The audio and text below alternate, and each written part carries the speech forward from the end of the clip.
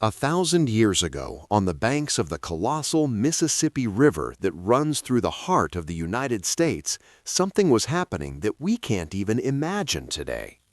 New York City was still a swamp, and London was a small town of wooden huts. But here, in the heart of America, massive pyramids were beginning to rise from the earth. People called it the City of the Sun. Today, we know it by a different name, Cahokia. The question is, why did thousands of people suddenly abandon their homes and flock to this swampy plain? What power forced them to build these enormous mountains of earth with their own hands? Interestingly, how did such a great civilization completely disappear without leaving a single written record? Today, we are going to the first page of America's greatest secret, to the moment it all began, to the riverbank. In the 1000s AD, the North American continent was filled with small, scattered, and distant tribes. These people were hunters and gatherers, eating whatever they could find in the forest. But a mysterious guest from the south, from the Mexican side, changed everything: corn. Corn wasn't just a vegetable, it was practically fuel for that era. It provided a lot of calories in a small area. People no longer had to be constantly on the move.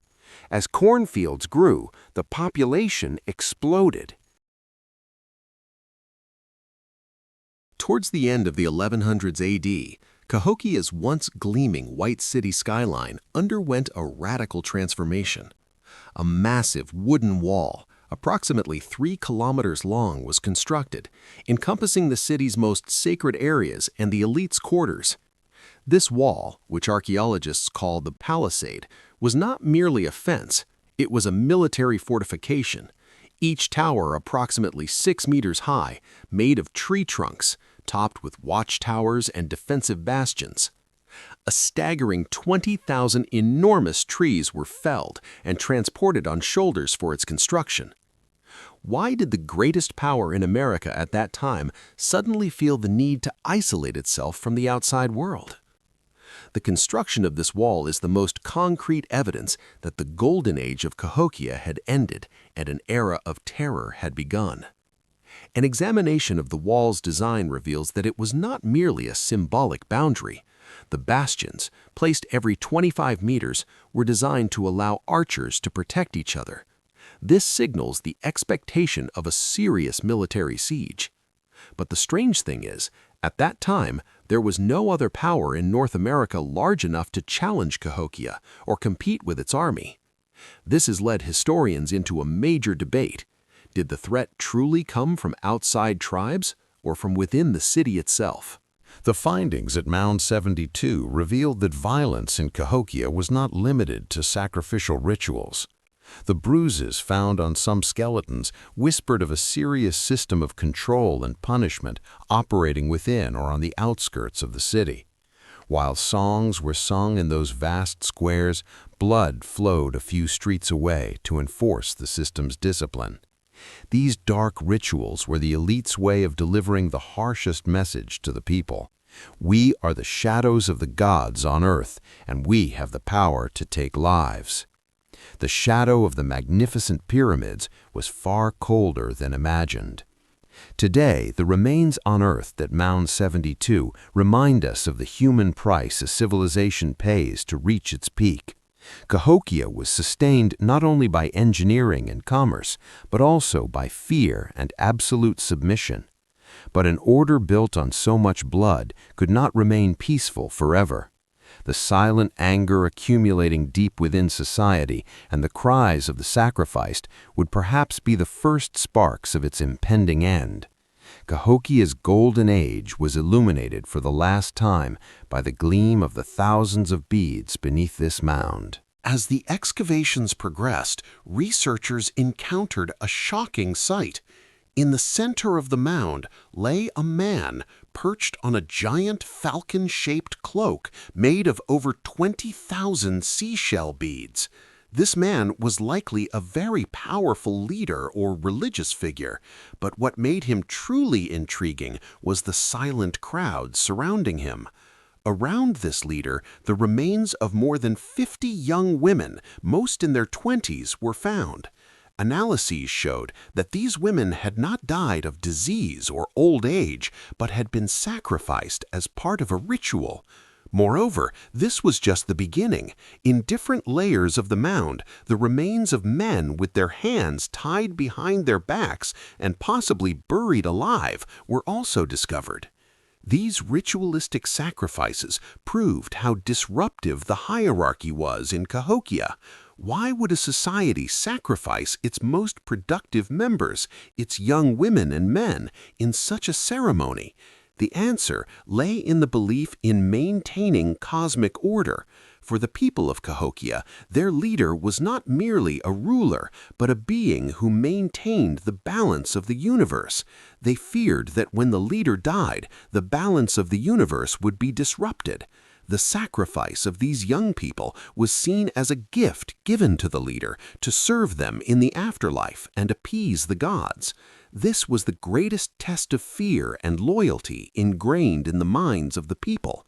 Giving one's life for the leader was the highest religious duty. This most brilliant moment of the Golden Age would go down in history as the Great Peace. These few decades, with less war, a boom in trade, and the pinnacle of art, would remain in the memory of the people of Cahokia as a garden of paradise never to be reached again. But it should not be forgotten that no peak in history is permanent. When the sun reaches its highest point, it must begin to descend. For Cahokia, too, the journey towards sunset would begin quietly on the very night these magnificent celebrations came to an end.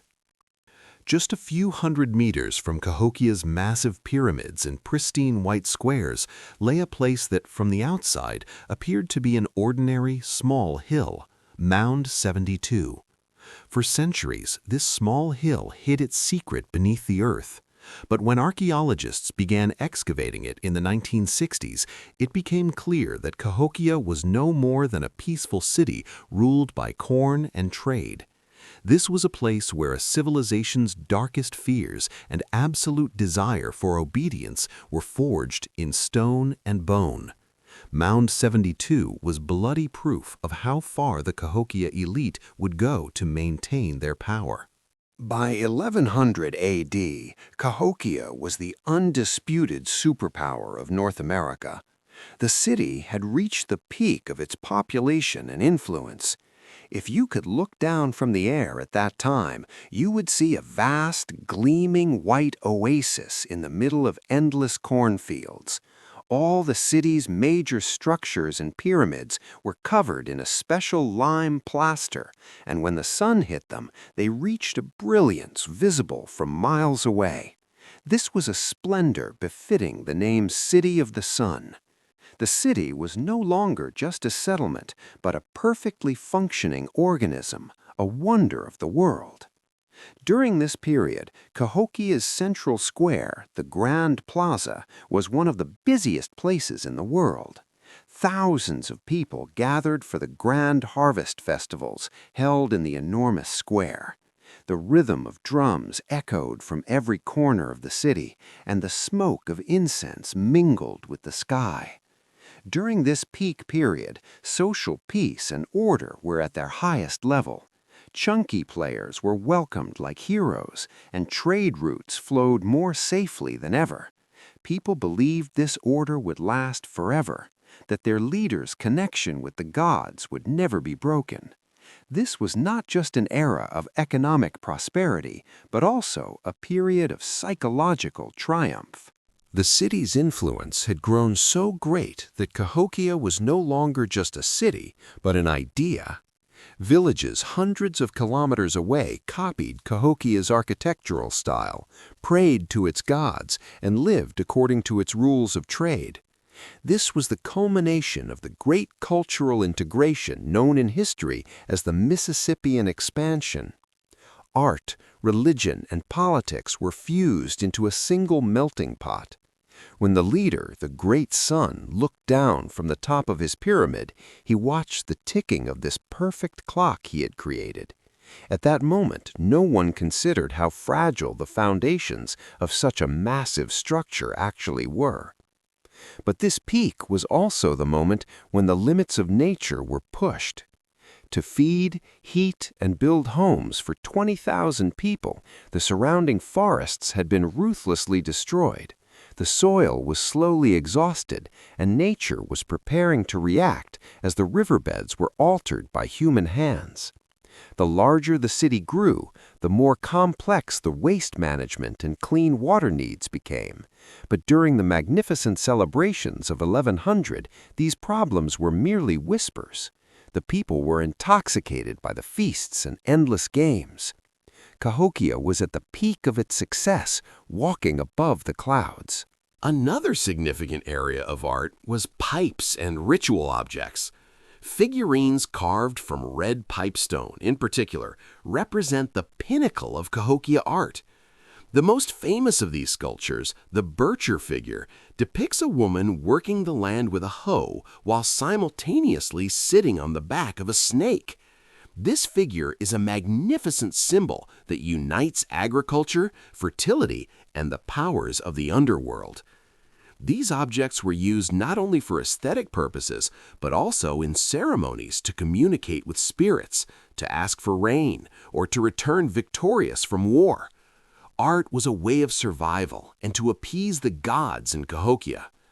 However, behind this visual richness lay serious discipline and training. In certain neighborhoods of the city lived master artists and apprentices whose sole task was to produce these sacred objects. It took months to engrave those fine details onto a copper plate or to transform a hard stone into a flawless bird figure. This class of artists was supported and protected by the elites. Because the leaders of Cahokia knew that to rule a people, one needed not only corn, but also a magnificent visual spectacle that would fascinate, frighten, and unite them around an ideal. The people united under the Falcon Man's wings saw themselves not as an ordinary community, but as part of a cosmic plan. There was no writing in Cahokia. However, that didn't mean they didn't have a story. They carved their stories into stone, clay, and copper. To understand how a Cahokian citizen viewed the world, the most important place to look is the complex art that archaeologists today call Mississippian iconography. The most striking and widespread figure in this art is the hawk man or bird man. This half-human, half-bird being was not merely an ornament, it was the key to Cahokian cosmology, their understanding of the universe. According to the people of Cahokia, the universe consisted of 3 layers: the upper world, the middle world, where we live, and the lower world. The hawkman was a sacred messenger who could travel between these layers, carrying the power of the sun to Earth. We frequently see this figure on thin copper plates found in archaeological excavations, with its sharp claws, enormous wings, and distinctive markings around its eyes. Wearing jewelry or clothing bearing these motifs symbolized a direct connection to the spiritual world. Often, top leaders and warriors would adorn themselves with these symbols, publicly proclaiming that their authority stemmed from a divine source. This art was not limited to metalwork. It also manifested in everyday ceramics. Cahokia pottery was technically far ahead of its time.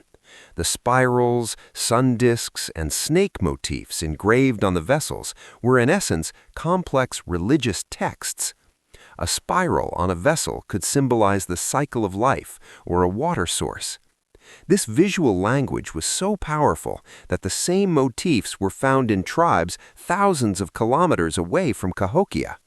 This was Cahokia's soft power. The city conquered the continent culturally by sending its art and faith before its armies.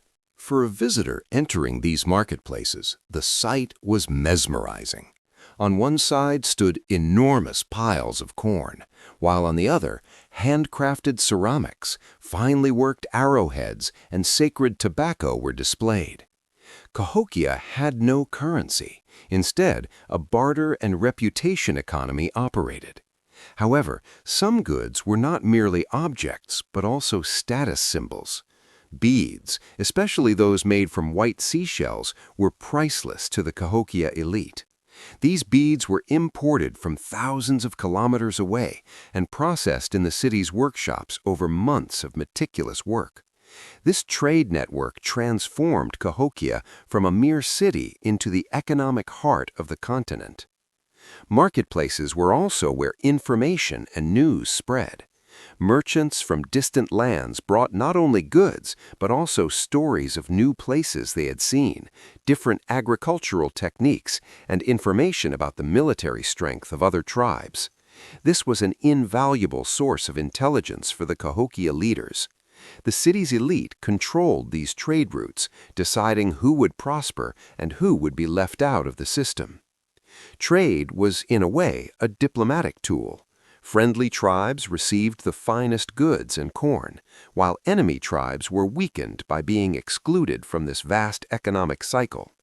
However, this massive logistical operation faced an incredible challenge. There were no wheels, no pack animals. Every piece of copper, every basketful of corn, and every giant seashell that arrived in Cahokia was carried on people's backs or in canoes on the river. The Mississippi River was the main artery of this trading empire. Merchants traveling along the river in canoes brought life to the city. This required immense manpower and organizational skill. Cahokia managed this organization flawlessly for over a century. During their excavations at settlements in Cahokia, archaeologists found clues indicating that the social status of women was much higher than expected. In particular, grave findings and works of art prove that women were not limited to housework alone, but also played important roles in religious rituals and decision-making processes. In Cahokian cosmology, the figure of Mother Earth held a central place, and women were seen as representatives of this sacred creativity on Earth. Many experts argue that a matrilineal structure in which kinship ties and inheritance proceed through the maternal line may have prevailed in Cahokia. So a person's identity and ownership were based on his mother's family rather than his father's. This power of women was evident not only in the fields, but also in craft workshops. The magnificent embroidered pottery and intricate weavings that adorn museums today were made by female craftsmen. These artifacts were not only items of daily use, but also tools of communication bearing the symbols of civilization. The pattern on a pot symbolized which tribe that family belonged to, or its place in society. Using art, women reproduced Cahokia's collective memory and cultural codes every day. Most of the goods exchanged in the marketplace were part of the production cycle of these master women. Additionally, women were Cahokia's healers and keepers of knowledge.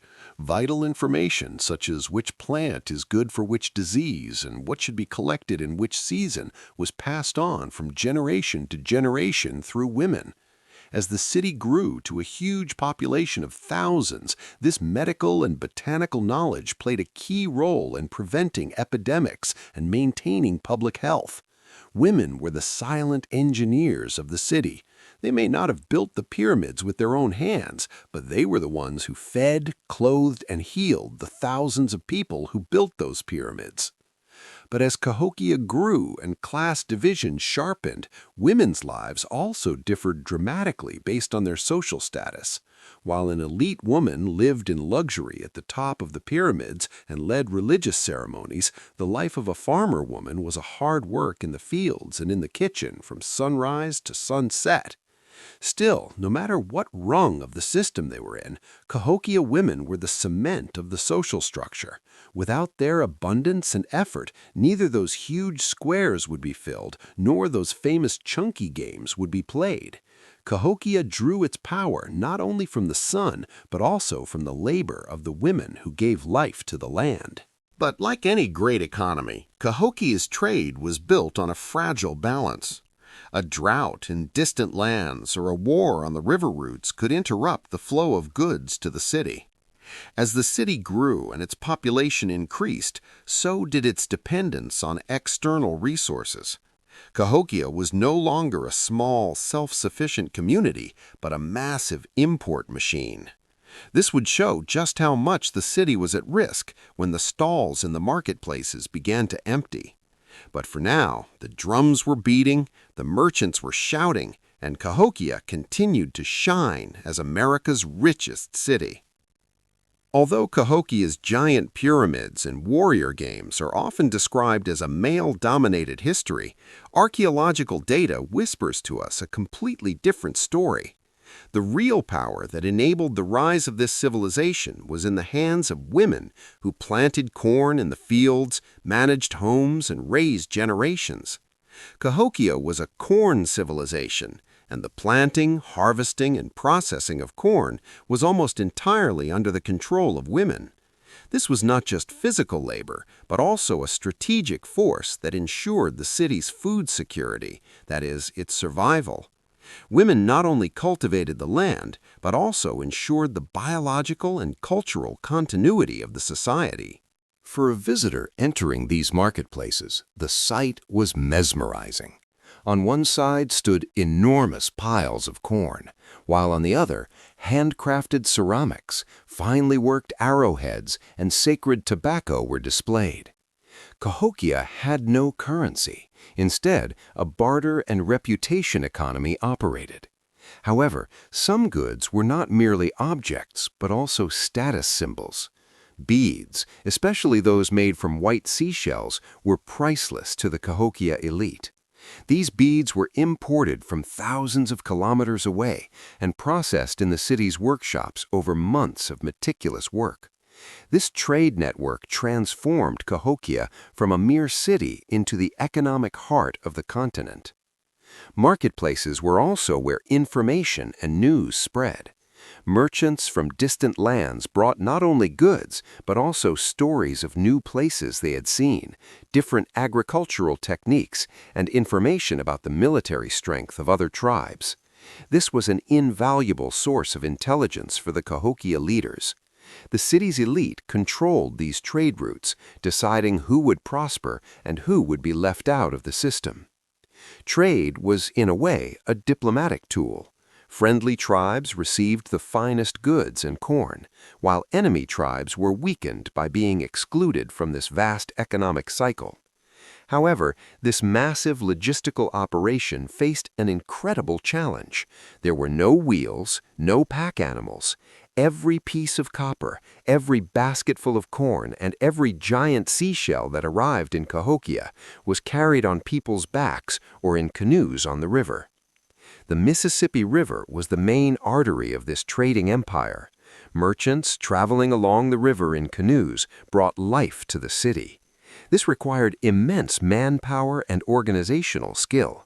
Cahokia managed this organization flawlessly for over a century. But this game had another face: political propaganda. During tournaments held at grand feasts, the Sun King and the elites sat in the front rows, rewarding the winners and proving their generosity and power. A winning player could instantly rise in social status through the leader's favor. This offered a dream of success to those at the bottom of the system. But no matter how popular, no game could forever hide a society's real problems. When the cheers in the squares subsided and the stones stopped rolling, the city's real problems, famine, pollution, and security concerns, were still waiting at the door. Cahokia was not merely a religious center or a playground. It was the New York or Istanbul of 1,000 years ago. The vast marketplaces set up in the city squares were centers of chaos, where languages, scents, and goods from every corner of the North American continent mingled. Today, archaeological excavations prove the incredible breadth of Cahokia's trade network. copper sheets from the icy waters of Canada, giant seashells from the warm shores of the Gulf of Mexico, and mica stones from the Appalachian Mountains all changed hands in these marketplaces. Although this rigid structure of the city initially brought tremendous growth, it began to create tensions within itself over time. While the elite's increasing luxury demands increased the work pressure on the people, the unfair distribution of resources was creating invisible cracks. On one hand, sacred mountains with smoke on top, and on the other hand, tens of thousands of hands tired from building those mountains. Cahokia's cosmic hierarchy had turned the city into an empire, but the base of such a heavy pyramid could not bear the same load forever. This delicate scale in social balances was the weakest point that would determine the future fate of the city. The sounds echoing through Cahokia's vast squares weren't just hymns or construction noise. At the heart of the city was a sport where tens of thousands cheered wildly, bets flew, and political balances shifted: Chunkey. This game wasn't just entertainment, it was the greatest social glue that held together Cahokia's diverse tribes and peoples. If you were to transport the excitement of a modern American football stadium back 1,000 years, you would find Chunkey fields. These fields were vast, smoothed flats located right in the center of the city. The game's logic was simple on paper, but extremely dangerous in practice. A smooth, circular disc of stone, what we call chunky stones today, would roll rapidly across the field. The aim was to predict where the moving stone would stop and throw spears just before it landed. The person who landed their spear closest to where the stone stopped won. But this wasn't just a test of hand-eye coordination. The game required high speed, strategy, and courage. In this chaos where spears flew through the air and the stone could change direction at any moment, winners were declared heroes, while losers simply lost points. Today, when you visit the area, you can see replicas of these pillars. These silently standing wooden logs whisper to us of the intelligence of the people who lived on these lands 1,000 years ago. They weren't just corn-growing peasants. They were a civilization that mapped the sky, understood the language of the stars, and attempted to control time according to their own will. Woodhenge stands as the most concrete evidence of how science and faith intertwined during Cahokia's golden age. Although the magnificence of Cahokia was measured by the pyramids reaching into the sky, the real story of this city was hidden in the daily lives of tens of thousands of people living in the shadow of those pyramids. This city was not just a settlement, but a perfect hierarchy machine. At the top was the leader who called himself the Great Sun and his elite descendants. They lived in their white-painted palaces at the top of the pyramids, completely isolated from the public. This group, whose feet did not touch the ground and whose people did not dare to look directly at their faces, positioned themselves as demigod beings who maintained the balance of the universe. But the price of this luxury and sanctity was paid by the thousands of workers and farmers living in the neighborhoods below on the plains. As you moved away from the center of the city, the size of the houses became smaller and the social status changed visibly. While the plates of the elite were decorated with imported shells and precious stones brought from distant regions, the common people lived on the humble cycle of corn and the fish the river offered. Archaeological research proves that even eating habits in Cahokia were class-based. While traces of more protein and quality food are found in the skeletal structures of the elite, traces of stress caused by hard labor and a monotype diet based on corn are seen in the bones of the people living on the periphery of the city. This sharp distinction shows how harsh class oppression, the belief system that holds the city together, actually relies on. Neighborhoods in Cahokia were divided according to specific trades. While only potters lived in one neighborhood, there were those who made stone tools or wove baskets in the other. This was a division of labor never seen before in the American continent. In this order, where everyone was a cog in the system, social functioning was sacred rather than the individual. People participated in every major project, from corn harvest to pyramid construction, under the name of public duty. This was not only an obligation, but also a religious duty. Serving the leader was equated with directly serving the Creator. But this obedience was protected not only by faith, but also by the promise of security and abundance that the city offered.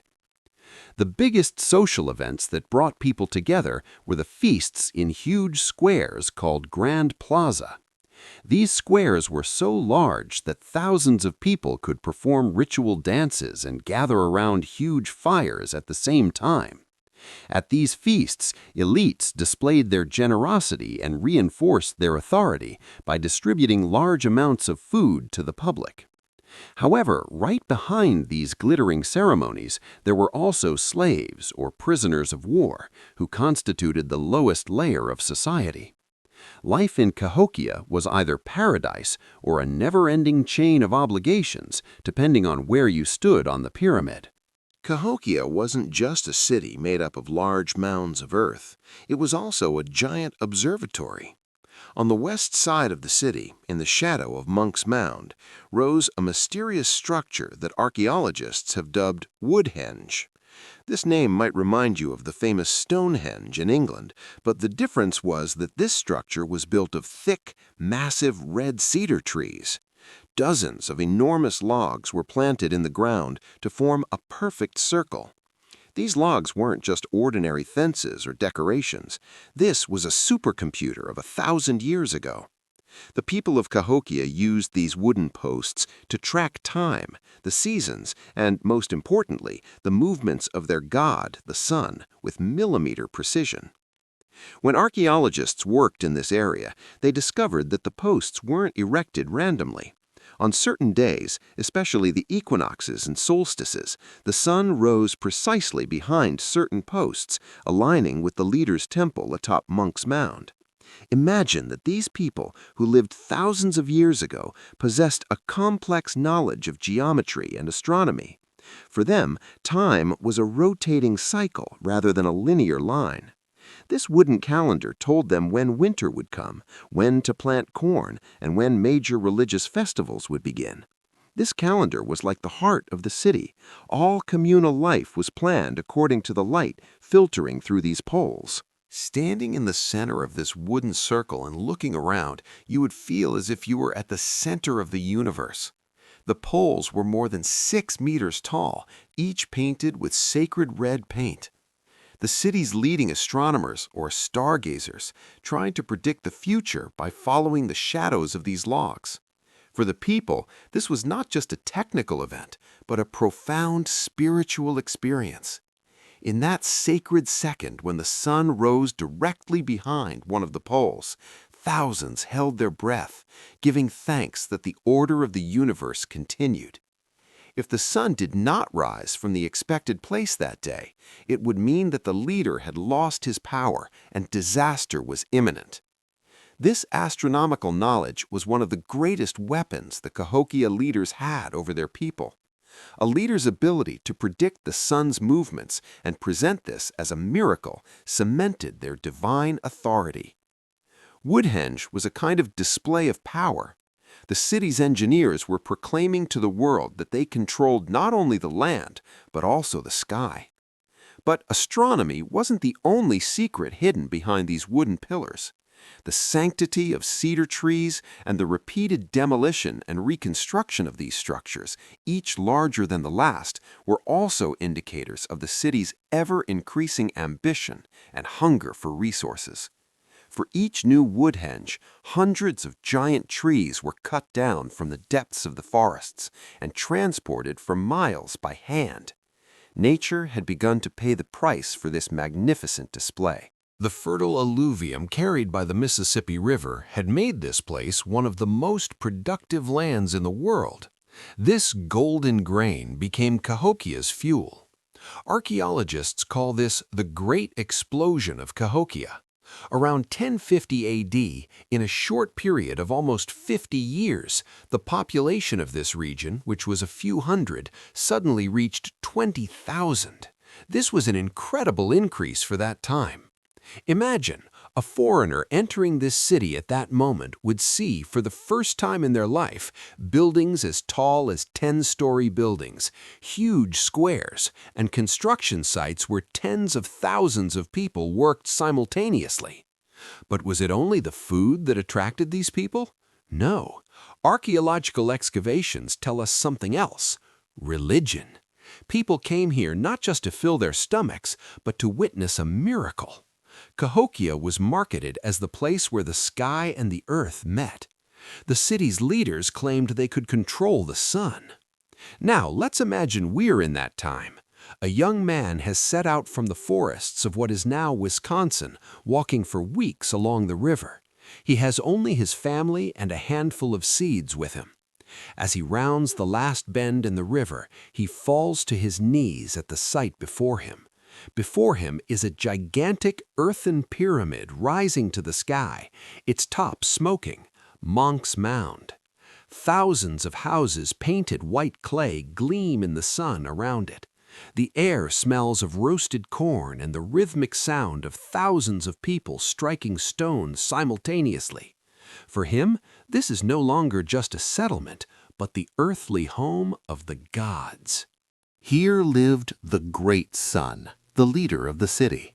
The people believed that their leader's feet should not touch unholy ground. Therefore, the leader spent most of the day on the summit of this artificial mountain close to the clouds. Tens of thousands of people gathered in the huge square below had no doubt that their leader was a divine being when they saw him up there. However, just a few hundred meters away from this magnificent view, a much darker structure rose, Mound 72. Now we come to the most chilling part of the story. When archaeologists excavated this small mound in the 1960s, they realized that Cahokia was more than just a peaceful trading city. Here, they found a leader lying on a cloak adorned with over 20,000 seashell beads. But what was truly shocking were the remains surrounding him. Beside him were the human remains of more than 50 young women in their 20s. Analysis revealed that these individuals had not died of natural causes, but had been sacrificed in a ritual to accompany their leader in the afterlife. This finding proved just how overwhelming and absolute the hierarchy and religious authority were in Cahokia. Imagine a young laborer with a basket slung over his shoulder. Under the scorching sun, he carries clay soil from the riverbank to the top of the pyramid. As drops of sweat mix with the earth, he looks up at that enormous temple. When he sees the silhouette of the leader there, he forgets his weariness.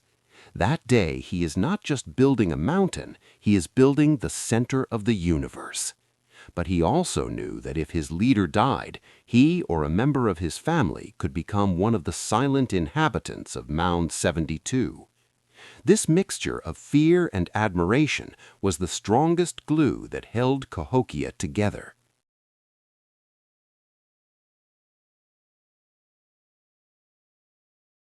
One theory suggests the wall's original purpose wasn't to protect the city from external attacks, but to protect the elite from their own people. As the city's resources dwindled and famine and epidemics struck, the anger of those beneath the pyramid may have grown. The unrest created by the bloody rituals and harsh working conditions we see at Mound 72 began to frighten the ruling class. The massive wall was a physical barrier separating the Sun King and his inner circle from the impoverished masses. With the construction of this wall, Cahokia ceased to be a city for everyone and became a fortress for the privileged. However, this colossal defensive line brought another calamity to the city: ecological devastation. Cutting down 20,000 giant trees and erecting them in the wall caused the complete destruction of already weary forests. Once the trees were cut down, the soil became unstable, and heavy rains began carrying mud and silt to the fields. The wall was built to protect the city, but ironically, it accelerated its ecological collapse. Moreover, this wall wasn't built just once. Archaeological evidence shows it was demolished and rebuilt at least 3 times. Each time, thousands more trees and thousands more man-hours were sacrificed. When the shadow of the wall fell on the streets of Cahokia, nothing was the same anymore. People could no longer freely see the sky and the sacred pyramids. The city's spacious open air had given way to a claustrophobic, defensive psychology. The enormous squares that had once been the center of commerce and games were now imprisoned behind giant logs. While Cahokia tried to preserve the splendor it had created, it was actually sacrificing the freedom and integrity that had given rise to that splendor. When the wall was finished, the city may have been safe, but it had lost its soul. By the beginning of the 1200s AD, Cahokia was on the brink of a massive ecological crisis, not just a social and political one. The enormous walls we mentioned in previous chapters, the thousands of houses and the temples atop the pyramids, had essentially cleared all the surrounding forests. The colossal trees that once protected the city from wind and floods were gone. This was far more than a simple change in landscape. It was a death sentence for the soil. As tree roots ceased to hold the soil, even the slightest rain began to carry tons of mud from higher elevations directly into the heart of the city, the cornfields, and the residential areas. Archaeological layers clearly show the catastrophe of this period. Excavations have revealed a thick layer of silt and mud covering settlements from this time. This proves that one of the greatest floods in the history of the Mississippi River occurred. When the river overflowed its banks and flooded the city, the people of Cahokia perceived it not just as a natural event, but as punishment from the gods. The sacred squares, once gleaming white, were covered overnight in knee-deep mud. The corn granaries were submerged, and all the food supplies stored for the winter rotted. When the floodwaters receded, the scene was one of utter devastation.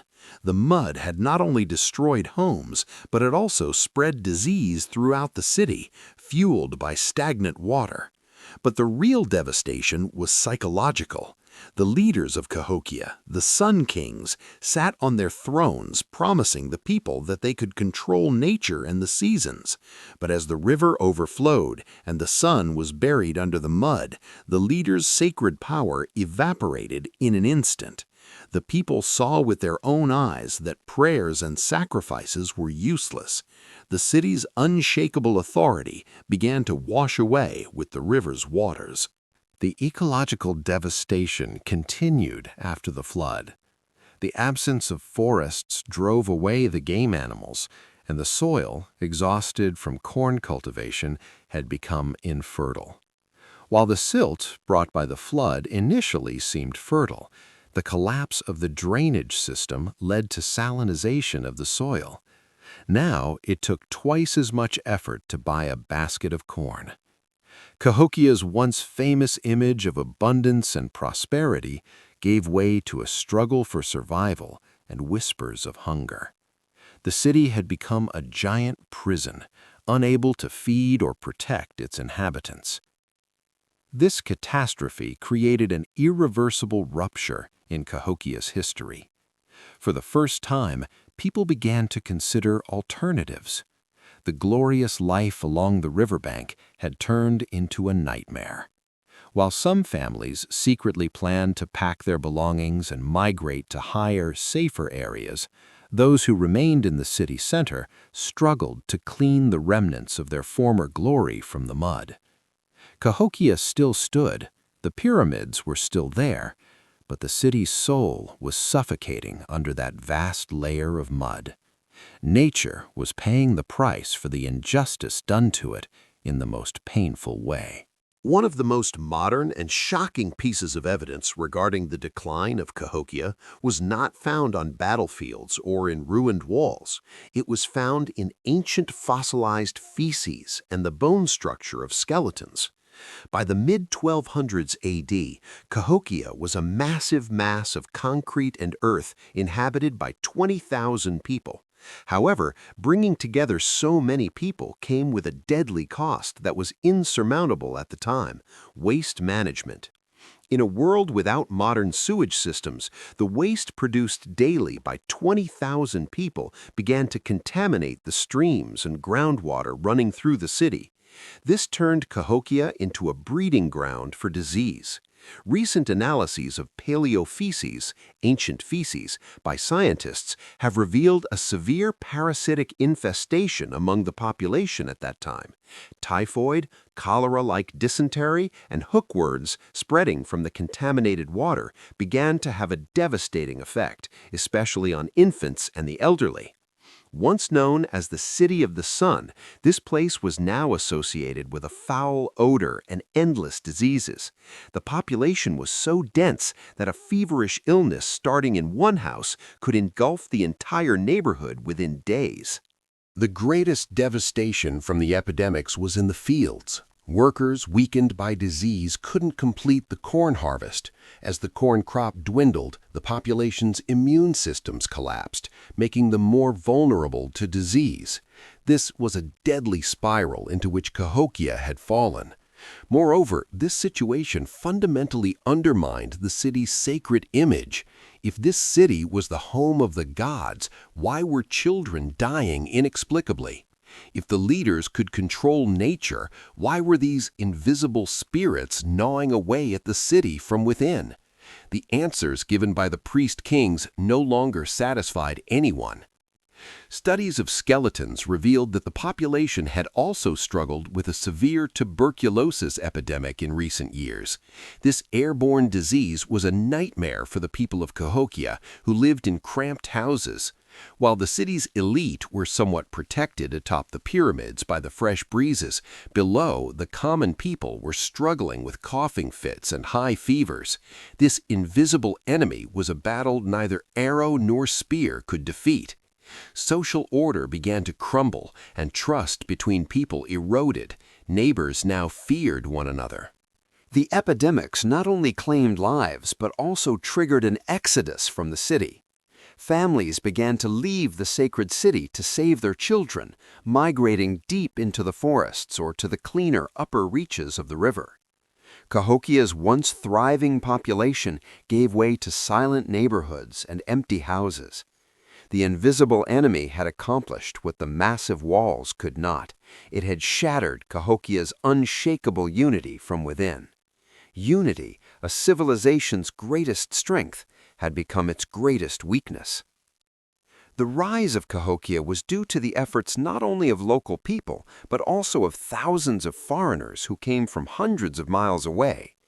Using isotope analyses of tooth enamel, archaeologists discovered that nearly a third of Cahokia's population came from outside the city.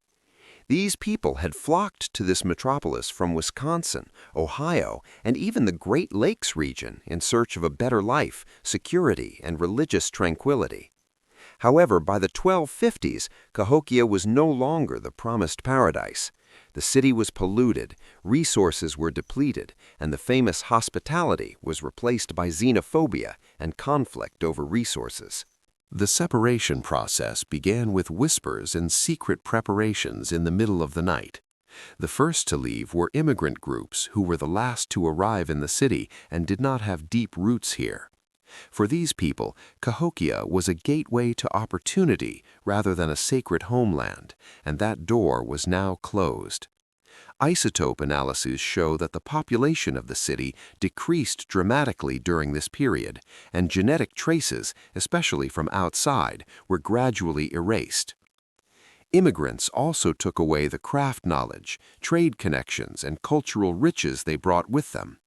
The polyphonic and colorful structure of the city was giving way to deserted streets and a sad silence. This massive rupture was a fatal blow to Cahokia's economy. Each family that went was a farmer working in the field, a worker repairing the wall, or a rower canoeing on the river. As the workforce decreased, the burden on those who remained became heavier. Elites increased religious pressure to stop those leaving, saying that leaving the sacred land would anger the gods. But the fear of hunger and disease outweighed religious fears. The grandchildren of people who once walked for months to enter the city were now walking the same roads to escape from the city. Those who left were not just leaving physically, they were also breaking away from the Cahokia ideology. Archaeologists noticed that in the new areas settled by groups migrating from Cahokia, they stopped building pyramids and established more modest, more egalitarian social structures. This was the biggest proof that the centralist and oppressive system that Cahokia represented was bankrupt. People no longer wanted to serve the Sun Kings atop huge mountains of earth. They dreamed of peaceful villages where they could cultivate their own small fields, drink clean water, and protect their children from epidemics. This wave of immigration also paralyzed the huge trade network around Cahokia. The roads had become uncanny, and the marketplaces were empty. This city, which once beat like the heart of the continent, now looked like a giant wounded man losing blood. The immigrants' farewell heralded the end of an era. The eternal city that the Cahokia's founding fathers had dreamed of was falling into pieces and scattering in all directions like leaves before the wind. The city was still there, but the cosmopolitan spirit that kept it alive had long been abandoned. Around 1250 A.D., Cahokia was no longer plagued by hunger and disease. It was filled with the sharp smell of metal and blood in the air. As the city's resources rapidly dwindled, the divide between us and them began to sharply line neighborhoods. Archaeological excavations have revealed a tenfold increase in the number of arrowheads found in layers from this period compared to previous centuries. Even more alarming is that these arrowheads were found not outside the city, but embedded in the walls of houses and squares right in the city center. Cahokia was no longer fighting an external enemy, but its own internal rage. The continuous renovation of the palisade wall and the increase in the number of towers built during this period demonstrate that the defense was not only used to protect the elite, but also to prevent inter-neighborhood conflicts. On one side were the elites, who still possessed corn reserves, and on the other, angry masses whose children were starving. Social injustice finally spilled into the streets. The remains of burned houses found in excavations prove that these conflicts were not merely verbal, but that some neighborhoods of the city were set ablaze. Cahokia's once peaceful, vast squares had transformed into treacherous areas where ambushes were laid. The war had not only a physical, but also a symbolic dimension. Rebels targeted the sanctity of the leaders. The burning of temples atop small mounds and the destruction of sacred objects, discarded into rubbish pits, demonstrated the people's complete loss of faith in the Sun Kings. The question, if you cannot feed us and protect us, why do we carry your pyramids on our backs, had become a banner of rebellion. This was the greatest catastrophe that could befall a civilization, the complete tearing apart of the social contract. Another point of intense conflict was water resources. In these years, when clean water became as valuable as gold, well wars raged between the riverside and inland neighborhoods. Archaeologists have found evidence of mass executions and head trauma in some tombs from this period. These were not ritualistic sacrifices, but victims of street fighting. Cahokia's great unity, forged thread by thread over 1,000 years, crumbled within a few decades. Where trust ended, every shadow became an enemy. The rumblings of civil war were, in fact, Cahokia's death cry. The city could no longer project an outward strength, devoting all its energy to extinguishing the fire within. Trade had completely ceased, and neighboring tribes watched from afar as the once giant collapsed. According to some historians, Cahokia's neighboring tribes may have taken advantage of this weakness to launch small raids. However, Cahokia dealt the ultimate blow to itself. The broken brotherhood shifted the ground beneath the pyramids, condemning America's first metropolis to irreversible collapse. By the end of the 1200s AD, the great sun residing atop Cahokia had nowhere left to run. The great lie that had sustained the people's loyalty for centuries, the belief that the leader controlled nature and the gods, had been shattered by a series of disasters. The river had overflowed, the corn had rotted, diseases had ravaged homes, and finally, brother had begun to kill brother. The magnificent temple atop Monks Mound, the city's largest pyramid, was no longer a symbol of power, but the focal point of the people's anger. Archaeological evidence indicates a large fire on the structures atop Monks Mound from this period. However, this fire is not thought to have been an accident. Some researchers believe it was a planned attack initiated by the people or rebellious lower-ranking nobles. The burning of the temple was the greatest taboo-breaking act in Cahokia's history. The extinguishing of the sacred fire was a declaration to the entire city that the leader's connection with the gods had been severed and that he was now just an ordinary mortal. The leader was now forced to descend among the people, even to flee the city. Power had begun to unravel from top to bottom. Along with this power vacuum, Cahokia's rigid bureaucratic structure also collapsed. Corn collected as taxes no longer went to central warehouses, and workers stopped coming to construction sites for pyramid repairs. The city's meticulous order had given way to anarchy. Interestingly, excavations have revealed that elite items from this period, precious stones and jewelry usable only by the nobility, were found in the city's common scavengers and impoverished neighborhoods. This proves that palaces were looted and the hierarchy was completely overturned. The end of authority is not only a political revolution, but also a profound crisis of faith. Rituals that had guided people's lives for millennia suddenly became meaningless. Astronomical observations at Woodhenge ceased, and religious ceremonies in the grand squares were replaced by survival bargaining. Cahokia's founding ideology, the sun cult, was crushed beneath the pyramid it had created. The leaders could no longer command an army or promise a future to the people. The top of the Great Pyramid was now empty and silent. Only sooty smoke drifted down with the wind towards the neighborhood that was beginning to be abandoned. This collapse severed the last bond that held Cahokia together. People stopped waiting for orders. They turned towards a new life where they would fend for themselves, not under the protection of a leader. The city swayed for a while longer like a headless torso, but there was no turning back. The era of god-kings was over, replaced by a dark transitional period where individual salvation and the struggle for survival of small groups began. Cahokia was sinking into silence amidst the ashes of its own sanctity.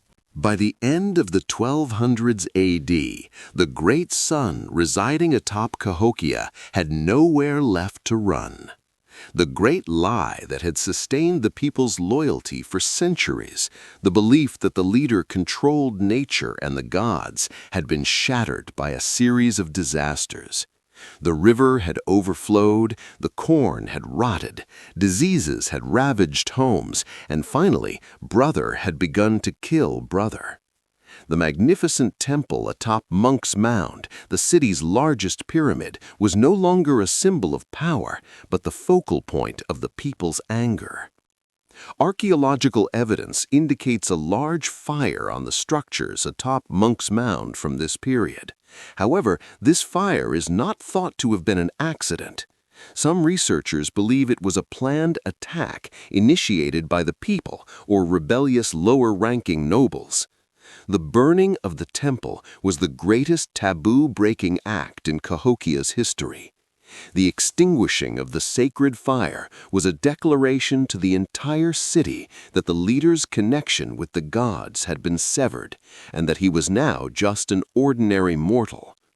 The leader was now forced to descend among the people, even to flee the city. Power had begun to unravel from top to bottom. Along with this power vacuum, Cahokia's rigid bureaucratic structure also collapsed. Corn collected as taxes no longer went to central warehouses, and workers stopped coming to construction sites for pyramid repairs. The city's meticulous order had given way to anarchy. Interestingly, excavations have revealed that elite items from this period, precious stones and jewelry usable only by the nobility, were found in the city's common scavengers and impoverished neighborhoods. This proves that palaces were looted and the hierarchy was completely overturned. The end of authority is not only a political revolution, but also a profound crisis of faith. Rituals that had guided people's lives for millennia suddenly became meaningless. Astronomical observations at Woodhenge ceased, and religious ceremonies in the grand squares were replaced by survival bargaining. Cahokia's founding ideology, the sun cult, was crushed beneath the pyramid it had created. The leaders could no longer command an army or promise a future to the people. The top of the Great Pyramid was now empty and silent. Only sooty smoke drifted down with the wind towards the neighborhood that was beginning to be abandoned. Archaeological excavations showed that corn cobs from this period were much smaller and weaker. This is the clearest evidence of agricultural collapse. When corn, the main food source of the people, ran out, people turned to nature in despair. But as we explained in previous chapters, the forests had already been destroyed. There were no animals left to hunt or fruit to gather. No longer songs were heard on the streets of Cahokia, but the voices of starving children and desperate whispers. Famine began to gnaw not only its stomachs, but also its social morality. During this period, radical and sad changes are observed in people's eating habits. Bone analysis found during excavations shows that people were now forced to eat dogs, rodents, and even plant roots they would normally never touch. Nutritional deficiency completely broke the physical resistance of the people. Loss of enamel in teeth and growth arrests in bones, Harris lines, proved that the childhood of a generation was completely starved. Cahokia was no longer a metropolis, but a survival camp. Hunger was the greatest force that rotted the city from the inside. The last soldiers standing guard in front of the empty warehouses gave up protecting their leaders while their own families were starving. Looting became a daily routine. In some neighborhoods, there are signs of people attacking neighbors with hidden stockpiles. The famine destroyed the sense of "we are one" that held Cahokia together. Now every family was only thinking about their own throat. The city of the sun was trapped in a cold and dark hunger season that the sun could not warm. When winter was around the corner, even firewood became a great luxury. People began to remove the wooden poles of the vacant houses and burn them in order to stay warm. This was a city devouring itself. When spring came, there were not even any seeds left to plant in the fields, because even next year's seeds were consumed due to hunger. This situation was a declaration of irreversible end. Cahokia was dying now, and there was no god or king who could stop it. Cahokia's end came not with fiery destruction following a great war, but in a far more sorrowful way: silence. By 1300 AD, the city was on its deathbed. However, the people did not flee in panic without looking back. Archaeological findings show that the evacuation was extremely orderly, slow, and almost accepting. When families realized there was no future for them in this land, they gathered their valuables, took sacred objects with them, and silently set off towards the riverbanks or the depths of the forest. The most interesting evidence of this evacuation is the state of the abandoned houses. Archaeologists noticed that most of the houses had been cleaned. People had not set their homes on fire or destroyed their belongings. In fact, some houses had their floors swept one last time and their doors closed. Was this a farewell made with the hope of one day returning, or a final act of respect for this sacred city where they had lived for 1,000 years? Whatever the reason, Cahokia didn't suddenly empty out. It became deserted neighborhood by neighborhood, street by street. The once vast squares, home to 20,000 people, now only echoed with the sound of the wind. Where did they go? Isotope analysis and changes in pottery styles indicate that the population dispersed in small groups in different directions. Some moved south down the Mississippi River, settling in what we now know as Arkansas and Mississippi. Others headed west towards the vast plains. The massive centralized system that held Cahokia together had failed. People no longer wanted to live in the shadow of the giant pyramids, but in safer, smaller, self-sufficient villages. This was one of the largest reverse migrations in American history. The last few hundred people remaining in the city lived as if in a ghost town. The massive Monks Mound pyramid was neglected, and landslides had begun on its slopes. The once pristine white temples were soiled, their wooden walls decaying. The squares, once the busiest marketplaces in the world, were now overgrown with weeds. Cahokia was no longer a metropolis, but a vast ruin filled with the glorious memories of the past. The last to leave likely took the city's sacred fire with them, leaving behind only mounds of earth. This slow exodus was proof that a civilization had ended, not only physically, but also ideologically. People had ceased to be Cahokian. They took their identities, languages, and traditions with them, and tried to build new lives elsewhere. The massive pyramids left behind continued to rise to the sky, like silent tombstones of a people who once believed they could change the world. Cahokia was no longer a city, it was a legend, preparing to fade into the dusty pages of history. By 1350 A.D., the once bustling metropolis of 20,000 people was now devoid of any human presence. Cahokia was no longer a ghost city, it was the center of nature's slow but relentless return operation. As soon as people left the city, vegetation and wildlife, suppressed for millennia, burst onto the streets in a vengeance. Cornfields gave way to weeds, and vines replaced the pristine white temples. The vast squares, leveled and covered with lime by human hands, began to sprout with weeds seeping through the first cracks. The famous smooth Chunkey fields transformed into meadows filled with wind-borne seeds. The silt carried by the Mississippi River covered the abandoned canoes and docks. As Cahokia's massive wooden walls, palisades, crumbled from neglect and dampness, forests rapidly filled the gaps. The barren lands that were once traversed for miles to gather firewood were transformed within decades into forests where giant trees once again rose. The fate of the pyramids was the most tragic.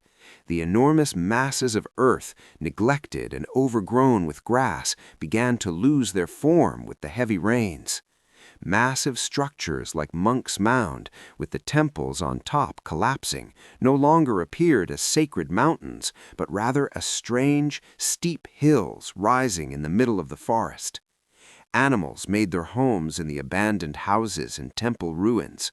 Wolves hunted in those sacred areas, and deer grazed in the places where thousands had once celebrated the harvest festival.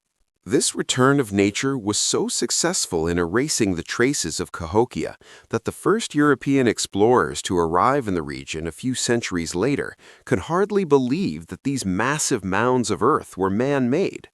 For them, these mounds were strange geological formations created by nature itself. Nature had cleaned up the immense pollution created by humans, purified the air, and revitalized the soil. But this healing process took place by concealing all traces of a vast civilization under a veil of green. The silence of Cahokia was, in fact, nature's triumphant march. Everything that humans had built, declaring, "We rule this world," had surrendered to the earth and roots within a few generations.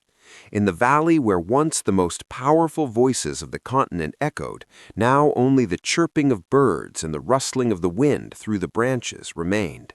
The city was dead, but the earth had begun to breathe again. Cahokia was now just a dream hidden deep within the earth, a mystery waiting to be discovered.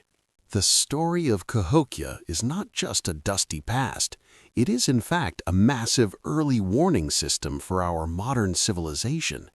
Today, when you walk among those colossal earthen pyramids in the Mississippi Valley, you see not just a dead city, but the fine line where human endurance and the limits of nature clash. When Cahokia was completely abandoned in the 1400s, it left behind no written records, but the massive mounds left behind stand today as the most powerful symbols of Native American cultural identity and resilience. Today, scientists are drawing very important lessons from Cahokia. This city taught us this: no matter how advanced a society becomes, no matter how tall the pyramids it erects, if it severs its connection with nature, consumes its resources unfairly, and loses its social unity, collapse is inevitable. Cahokia is the first major laboratory in history showing how destructive the combination of climate change, deforestation, and social inequality can be. Today's New York, London, or Istanbul actually follow the path Cahokia walked 1,000 years ago. So what happened to the people of Cahokia? They didn't disappear completely. Those who left the city became the ancestors of many modern Native American tribes today, such as the Osage, Kaw, Ponca, and Omaha. They learned from Cahokia's harsh hierarchy and oppressive system, developing more egalitarian and nature-friendly ways of life. So, the spirit of Cahokia continues to breathe, not only beneath the earth, but also in the traditions, dances, and languages of the people who still live there today. Cahokia's legacy is now protected on the UNESCO World Heritage List. Every year, thousands of people visit those squares where the heart of America once beat. If you ever find yourself there, climb to the top of Monks Mound and look at the horizon. On one side, you'll see the skyscrapers of modern St. Louis, and on the other, these 1,000-year-old ancient pyramids. At that moment, you will understand that time passes, empires crumble, cities fall silent, but humanity's yearning to ascend to the heavens and the mark it leaves on the earth are never erased. Cahokia whispers one last message to us. The sun rises, shines, and eventually sets. What matters is the story you leave behind beneath that light. Rising in Cahokia's western square, between the cornfields and the city's sacred center, was no ordinary wooden fence or simple temple. This massive chain of logs, which archaeologists have named Woodhenge, was for the people of Cahokia a point where the sky descended to earth, where time took on flesh and blood, or rather wood and earth. This enormous circle, approximately 125 meters in diameter, was composed of 72 massive red cedar logs. But it was more than just a circle. It was the masterpiece of priest astronomers sworn to bring order to the chaos of the universe. For the people of Cahokia, the sun was not merely a source of light, it was the celestial brother of their leader, whom they called the Great Sun, and Woodhenge was a giant trap designed to meet this brother precisely at his desired spot each morning. The structure's architecture was a product of mathematical awe. At the very center of the circle rose a thicker and longer observation post. The city's chief astronomer would stand at the base of this pole before dawn, gazing at the horizon. Each of Woodhenge's poles marked a specific day of the year or a celestial event. Especially on the winter and summer solstices and the equinoxes, the sun would rise precisely from the alignment of certain poles. This was a miraculous moment for the average peasant. Imagine, on the darkest and coldest day of winter, when everyone feared the sun would never return, the priest would stand in the center, pointing to a pole. When the sun appeared at that exact spot, it wasn't just a timekeeping device, but a display of divine power. Woodhenge gave the Cahokia elite the authority to say, "We control time, therefore we can control you too." The construction of this colossal calendar was a true feat of engineering and logistics. Each log used was carefully selected from centuries-old red cedar trees. These trees were symbols of eternal life because their color resembled blood, and they were incredibly resistant to decay. These massive trunks weighing tons were brought from forests miles away via river and then erected by human power in those enormous pits. Excavations have sometimes uncovered valuables or traces of ritualistic sacrifices at the bottom of these pits. For the people of Cahokia, driving this log into the ground was like fixing a star in the sky to the earth. They believed that if a pole rotted or bent, the balance of the universe would be disrupted. Therefore, Woodhenge was constantly renovated and expanded throughout the city's history, and the number of poles was increased each time with more precise calculations. However, Woodhenge's most striking feature is that it tracks not only the sun, but also the moon. Some researchers have discovered that certain poles in the outer ring track the moon's 18.6-year-long cycles, lunar standstill. This proves that the people of Cahokia were not simply farmers, but scientists who, for generations, collected data and recorded the finest details of the sky. At night, under the torches lit around Woodhenge, priests would watch the stars pass, attempting to predict the future using this massive wooden computer. Woodhenge was the soul of Cahokia. As long as those pillars stood, order would prevail, corn would grow, and the Sun King's throne would remain unshaken. When the sound of drums echoing in the square merged with the silent, colossal shadows of Woodhenge, Cahokia transformed into a dream city, isolated from the rest of the world, living entirely within its own self-created cosmic clock. When you looked at Cahokia's magnificent silhouette, what you saw wasn't just earth and stone. It was, in fact, a vast empire of wood. However, not every tree held the same value for Cahokia. At the city's most sacred points, in the enormous calendar of Woodhenge, and in the royal temples atop the pyramids, there was only one tree used, the red cedar, Juniperus virginiana. For the people of Cahokia, this tree was not merely a building material, but a living deity. The sap that oozed from its trunk when freshly cut, and the sharp, blood-red color of its wood made it the ultimate symbol of life and death. In their view, cedar wood did not decay, therefore any structure built with it was destined for eternity. So how did this pursuit of sacredness lead the city to disaster? Even just to build Woodhenge, mentioned in the previous section, hundreds of these massive cedars, approximately 500 to 600 years old, were needed.